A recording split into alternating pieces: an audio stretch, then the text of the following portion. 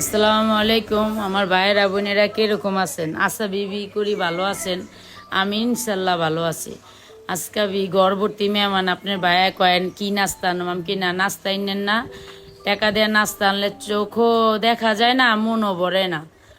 পরে কতে কি করবো, আমি কে দেখি শর্টকাটে অল্প খরচে ঘরে নাস্তা বানাই, পেট বইরা খাওয়ান যাবো, দেখতেও সুন্দর লাগবো। পরে পয়লা আমি আটা গুলাইয়া লইলাম। পরে দেখি কি ফ্রিজে ডিম আছে, পরে ডিমটা ভাইজা লইলাম। পরে আবার ফার্মের গোছ 4-5 টুকরা গোছ আসলো ফ্রিজে, পরে গোছটুকু বিবাই করলাম। আমি কি বানাই আমার সাথে থাকেন, ও দেখবার থাকেন আমি কি নাস্তাটা বানাই। পরে আমি ফার্মের মুরগিটা সুন্দর করে ধুইয়া সয়া সস দিয়ে সিদ্ধ দিলাম। আপনার ভাইয়া কয় কি নাস্তা বানাবে, আমাকে খাইবার গেলে দেখবেন, এত পেঁচাল পাইলেন না তো। ওরা আমার ডিমটা ভাজা সম্পূর্ণ শেষ। আমি আবার সয়া সস দেয়া নুডলস গুলো সিদ্ধ করে রাখছি। আমি নিজেও জানি না কি বানাবো, দেখি বানাইতে বানাইতে লাস্ট ফিনিশিংয়ে কি জিনিসটা বানান যায়।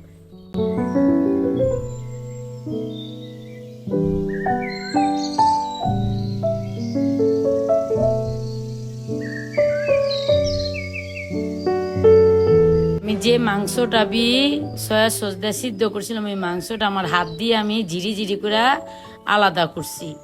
তারপর সাহায্যে আমি কিছু সবজি আসলো ঘরে ওই সবজিগুলো চিকন চিকন করে কাটছি।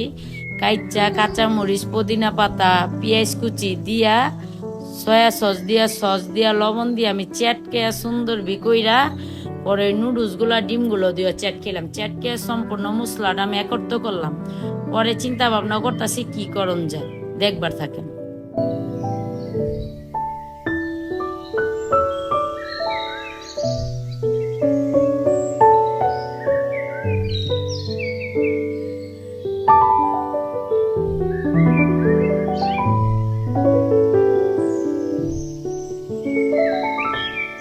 যে আটাটা আমি গুলাইয়া রাখছিলাম ডিম দিয়া তেল দিয়ে আটাটা গুলাইছি, এটা আমি পাতলা পাতলা কইরা সুন্দর কইরা চাপটি বানাইতেছি।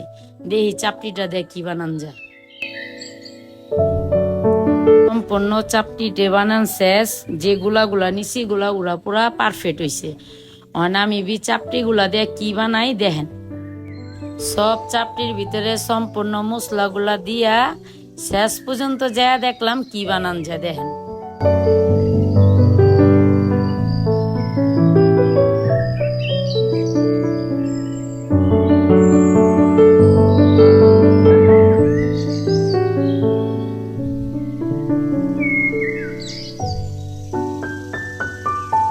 আল্লাহকে একটা ডিমের চুপ দিয়া ফেরাই পেনে দিয়ানোর পর দেখলাম কি আমার দিহে এটা পুরো রোল হয়ে গেল। আমি নিজেই অবাক হয়ে গেলাম গা।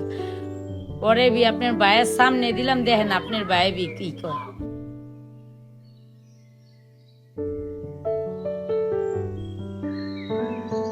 আমার অল্প খরচে মাশাআল্লাহ আলহামদুলিল্লাহ খুব সুন্দর একটা রোল হয়ে গেছে, সুস্বাদু ঘরের ভিতরে। আপনার ভাই দেখে অবাক হয়ে গেছে, তুমি রোল বানায় লাইলাম কি? অল্প খরচে বানায় ফেলাইলাম। এটা আপনার জীবাণু মুক্ত, গ্যাস্ট্রিক মুক্ত, ঘরের ভিতরে অল্প খরচে আপনারও বাসায় চেষ্টা করবেন। ভালো থাকেন, সুস্থ থাকেন। আসসালামু আলাইকুম।